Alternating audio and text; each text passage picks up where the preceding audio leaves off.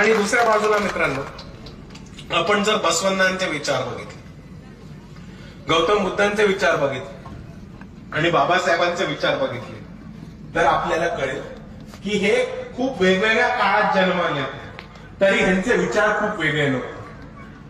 मानवता धर्म, समता, न्याय आणि बंधुता हे चारही गोष्टी बसवण्णांच्या, बाबासाहेबांच्या आणि भगवान गौतम बुद्धांच्या तिघांच्याही शिकवणामध्ये ह्या तिन्ही गोष्टी आल्या होत्या आणि ह्यांचे विचार त्याच दिशेने पुढे जाताना आपल्याला दिसतात. आपण जर बघितलं तर आपल्याच बसव कल्याणमध्ये बसवांनांनी जगाला पहिली लोकशाही देण्याचं काम केलं होतं आणि तीच लोकशाही डॉक्टर बाबासाहेब आंबेडकरांनी पुढे जाऊन संविधानामध्ये नमूद केली आणि तीच लोकशाही आपण आज आपल्या आयुष्यात.